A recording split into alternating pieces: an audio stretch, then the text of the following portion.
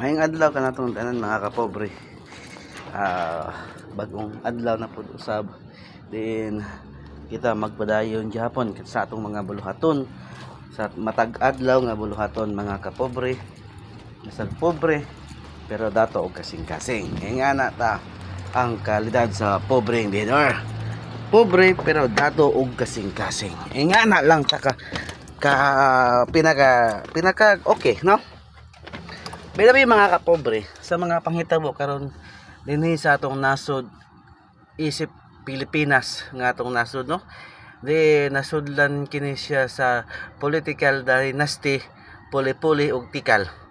Pero sa akong nakita o na-observe, magulo siya nga eleksyon, pero sa eleksyon mga kapobre dili na nato siya panghimasukan.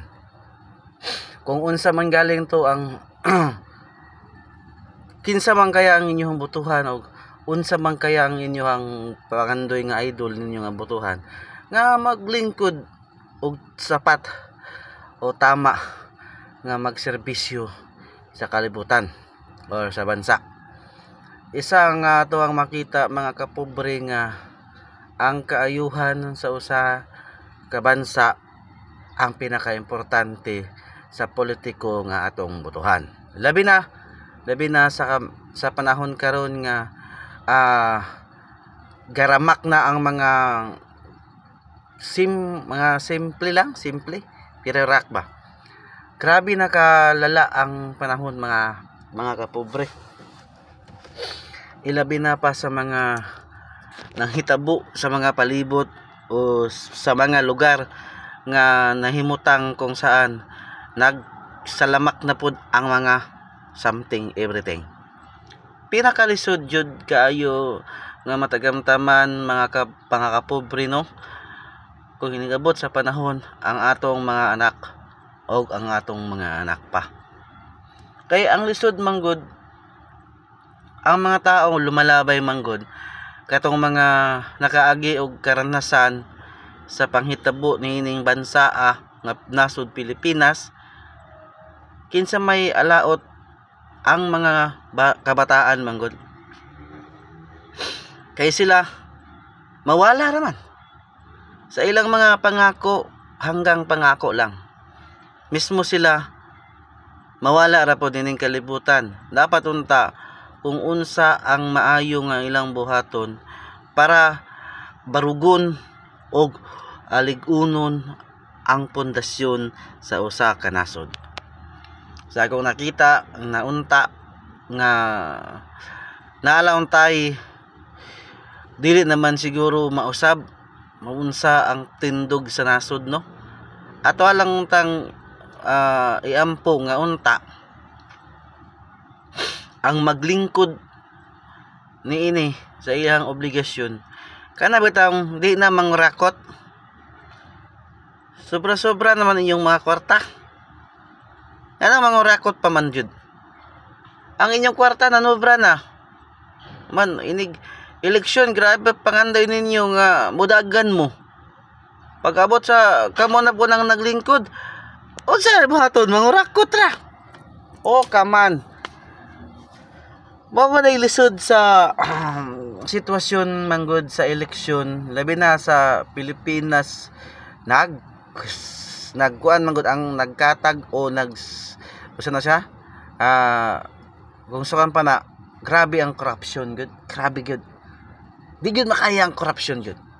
Kay kung okay pa lang unta nga walay corruption, perting ninduta unta ang nasod sa Pilipinas. Pero corruption is the beast mortal enemy. The beast happy in the politician. Kaya padayon lang mo sa inyong pagpangurap. Sige lang, mara mangyapon bisan pag-unsaon nato, mangurap gyapon mo. Padayon lang mo. O unta sa inyong pagpangurakot, mabulahan mi nga usa ka Pilipino ba, usa ka lumulupyo sa usa ka bansa. Kami dapat ang inyong tutukan nga mabulahan sa inyong pagpangurakot. Number 1, mangurakot mo. Di tas ano nyo ang sweldo mga manggagawa. Oh, sa inyong pagpangurakot anong kaban sa bayan, di patasan ninyo ang sweldo sa mga manggagawa, sa mga employee. Sus, unsaon na lang. Mangurakot pa mo kamura. Man ang amo ang sweldo gamay kayo. Dapat mangurakot mo tasan ninyo ang mga sweldo ang mga katawhan, no? Laban tong sa mga trabahante, tagaan ninyo sapat nga sustento ang mga mga senior citizen. Dapat tagaan ninyo og i-times 2 ninyo ang ilahang kanang gitawa og kanang senior citizen bitaw, kanang sila maakuha ba ilang pension, di ba?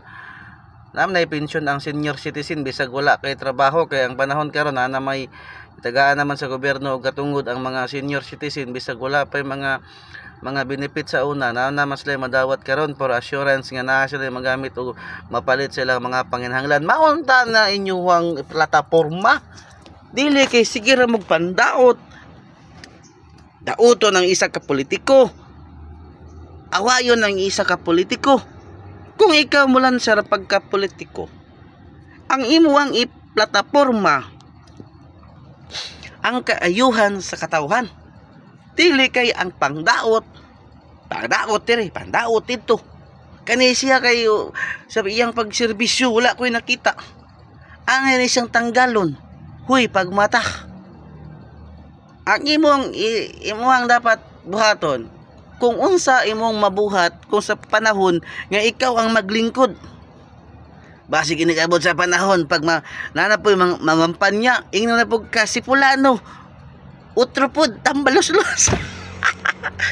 Pinakadabis na mudagan ka sa politiko ang imuhang plataporma, ang imuhang ipairal ang imuhang batas.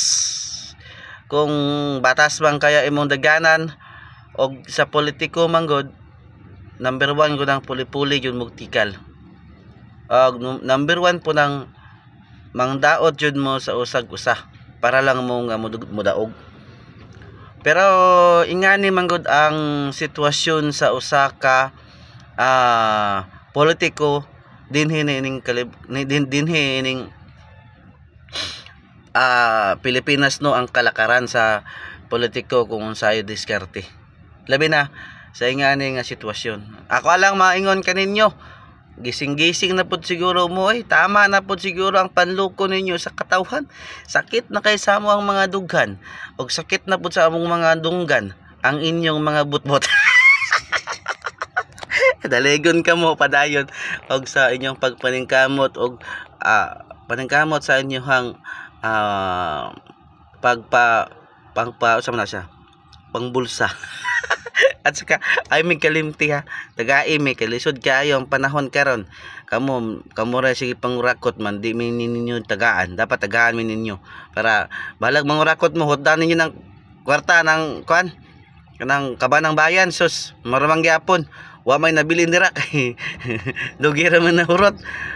Mangutang naman gani mo sa laing bansa kay para nga mao inyo ang buhaton. Ibig sabihin wala gyapon kwarta ang bayan, ang kaban ang naa.